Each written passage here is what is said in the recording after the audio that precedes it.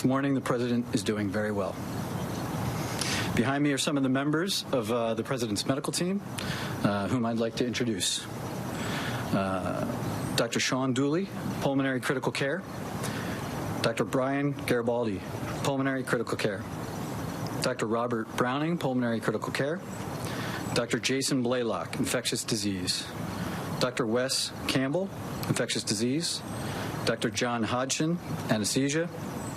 Major Kurt Klein, Army Nurse. Commander Megan Nasworthy, Navy Nurse. Lieutenant Juliana Levopa, Navy Nurse. Lieutenant Commander John Shea, Clinical Pharmacist. And not present with us are Lieutenant Beth Carter, Lieutenant Maureen Meehan, both Navy nurses, and Dr. Jesse Schoenau, Director of our Executive Medicine Program. As reported yesterday, in consultation with this group, I recommended we bring the President up to Walter Reed as a precautionary measure to provide state-of-the-art monitoring and any care that he may need. Just 72 hours into the diagnosis now, the first week of COVID, and in particular days 7 to 10, are the most critical in determining the likely course of this illness.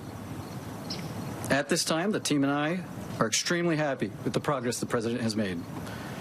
Thursday, he had a mild cough and some nasal congestion and fatigue, all of which are now resolving and improving. At this time, I'd like to bring up Dr. Dooley to discuss some of the specifics of the President's care. Thank you, and good afternoon. I'm Dr. Sean Dooley, as Dr. Conley mentioned.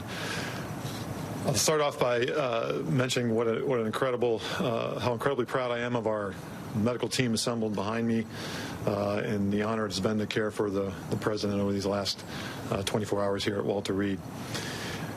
He's receiving outstanding multidisciplinary care, the state of the science for coronavirus infection.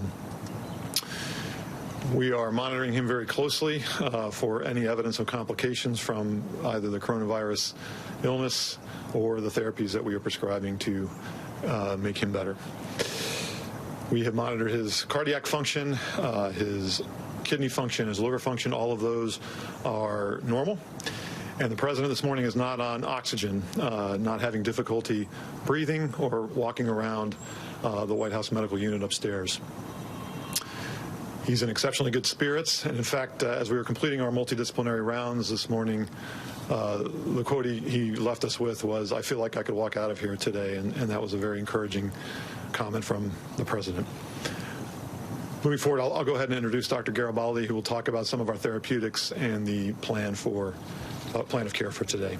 Thank you. Thank you, Dr. Dooley, and I'd like to echo the sentiment from the entire team. What an honor and a privilege it is to be part of this multidisciplinary unit to care for the President. About 48 hours ago, the President received a special antibody therapy directed against the coronavirus, and we're working very closely with the company to monitor him in terms of that outcome. Yesterday evening, he received his first dose of IV Remdesivir, and our plan is to continue a 5-day treatment course for Remdesivir. And the big plan for today, since he's in such great spirits and doing well, is to encourage him to eat, to drink, to stay hydrated, to be up out of bed, and to be working and doing the things that he needs to do to get well. I'll refer Dr. Connolly to any questions. Thanks, Brian. It's important to note the President's been fever-free for over 24 hours. We remain cautiously optimistic, but he's doing great. With that, one other note. It should be clear that he's got plenty of work to get done from the Chief of Staff.